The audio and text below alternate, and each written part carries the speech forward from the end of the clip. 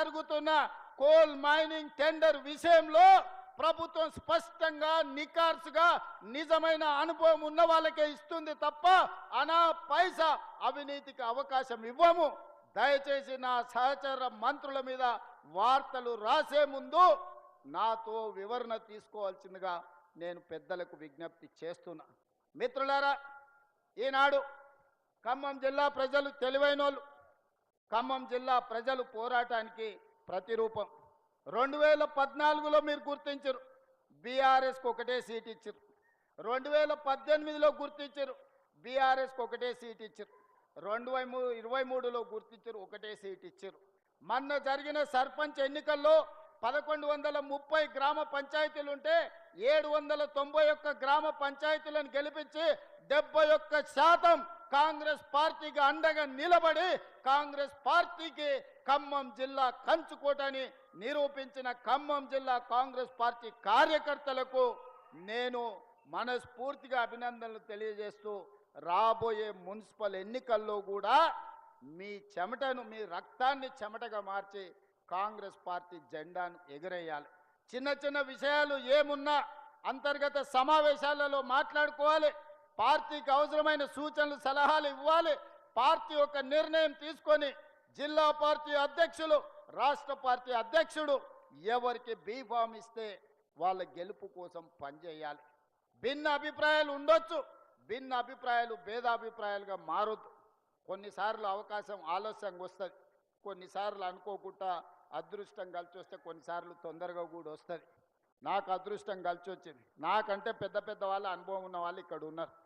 కానీ ఏ మంత్రి పదవి చేపట్టకుండానే 17 సంవత్సరాలు రాజకీయ జీవితంలో 18వ సంవత్సరంలోకి అడుగుపెట్టే సమయానికే తెలంగాణ రాష్ట్రానికి ముఖ్యమంత్రి బాధ్యత.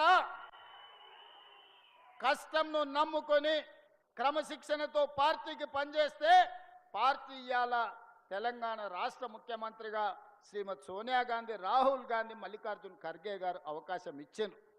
నాకంటే అనుభవం ఉన్న వాళ్ళు ఉన్నా పార్టీ నిర్ణయం తీసుకున్నది కాబట్టి వాళ్ళందరూ సంపూర్ణంగా సహకరించి నాకు మంత్రిగా అనుభవం లేకపోయినా ప్రభుత్వం నడపడంలో సంపూర్ణమైన సహకారాన్ని అందించి ఈరోజు దిగ్విజయంగా 2 సంవత్సరాల పరిపాలనను పూర్తి చేసుకున్నాం. అందుకే మిత్రులారా, క్రియాశీలక కార్యకర్తలకు, కాంగ్రెస్ నాయకులకు నాకు విజ్ఞప్తి ఒకటే. రేపు జరగబోయే మున్సిపల్ ఎన్నికలలో ఖమ్మం జిల్లా 100% కాంగ్రెస్ పార్టీ జెండా ఎగరాలి, బీఆర్ఎస్ను బొందబెట్టాలి. బీజేపీ అయితే ఆనమాలు కూడా ఖమ్మం జిల్లాలో లేవు. ఎక్కడ కూడా ఏకలింగం తోకలింగం కూడా బీజేపీ వాళ్ళు ఖమ్మంలోకి మీరు రానియలే. మీరు తెలివి కల్లోలు. అందుకే బీజేపీని రాజ్యాంగానికే ప్రమాదం పొంచి ఉందని మొదటి నుంచి ఖమ్మం జిల్లాలో బీజేపీని నిషేధించారు. ఆ నిషేధం భవిష్యత్తులో కూడా కొనసాగుతుందని నేను విశ్వసిస్తున్నా. కాకపోతే మారీచులు మళ్ళా బయలుదేరినరు. శివరాసన్లు నిన్నమన్ననే మీటింగులు పెట్టిరు ఖమ్మంలో. శివరాసన్ మాటలు నమ్మో, మారీచుడి మారువేషంలో వచ్చినోని నమ్మో, ఒకటో ఆరో అక్కడ ఇక్కడ తులసి వనంలో గంజాయి మొక్కల్లాగా ఎవరన్నా గెలిపిస్తారంటే గెలిచినోడు మళ్ళీ మీ కాళ్ళల్లో కట్టబెట్టి ఖమ్మంకు వచ్చే ప్రాజెక్టులను నిలిపివేసే ప్రమాదం ఉన్నది. ఇవాళ మిత్రులు శ్రీనివాసరెడ్డి గారు ఇక్కడ నుంచి ఎమ్మెల్యే మంత్రిగా ఉన్నాడు కాబట్టి మున్నేరు పాలేరు ప్రాజెక్టు ఇవాళ మనం తెచ్చుకోగలిగినాం. ఇవాళ నర్సింగ్ కాలేజీని ప్రారంభించుకోగలిగినాం. ఇవాళ జేఎన్టీయూకి అవసరమైన నిధులను ఇచ్చుకోగలిగినాం. సీతారామ ప్రాజెక్టును ప్రారంభించుకోగలిగినాం. భవిష్యత్తులో పనులను కొనసాగించే పరిస్థితి ఉన్నది. ఇవాళ భద్రాచలం టెంపుల్ ఆయల్లో 100 కోట్లు ఇస్తా అని చెప్పి ఆటాన కూడా ఇవ్వకుండా, ఒక్క రూపాయి కూడా ఇవ్వకుండా రాముల వారిని కూడా ఆయన మోసం చేస్తే మనం భూసేకరణ కోసం నిధులు ఇచ్చినాం. భూమి సేకరణ జరిగిపోయింది. తొందరలోనే భద్రాచలం రాముల వారి మందిరాన్ని అయోధ్య రామ మందిరం తలపించే విధంగా ఈరోజు మనం నిర్మాణం చేసుకుంటాం. వాటికి అవసరమైన నిధులను మంజూరు చేసే బాధ్యత మా అందరి మీద ఉన్నది.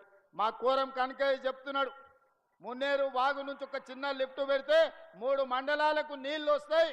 మాది మొత్తం కరువులాగా ఉన్నది, మీరు ఆలోచన చెయ్యాలి, బట్టి గారు కర్ణించాలి అని చెప్పిండు. తప్పకుండా ఉత్తమ్ కుమార్ రెడ్డి గారికి కోరం కనకయ్య తరఫున నేను విజ్ఞప్తి చేస్తున్నా. దాన్ని పరిశీలించి సాధ్యమైతే తక్షణమే దాన్ని మంజూరు చేసే బాధ్యత మనం తీసుకుందామని చెప్పి ఉత్తమ్ కుమార్ రెడ్డి గారికి నేను సూచన చేస్తున్నా. మిత్రులారా, ఇవాళ మున్సిపాలిటీలలో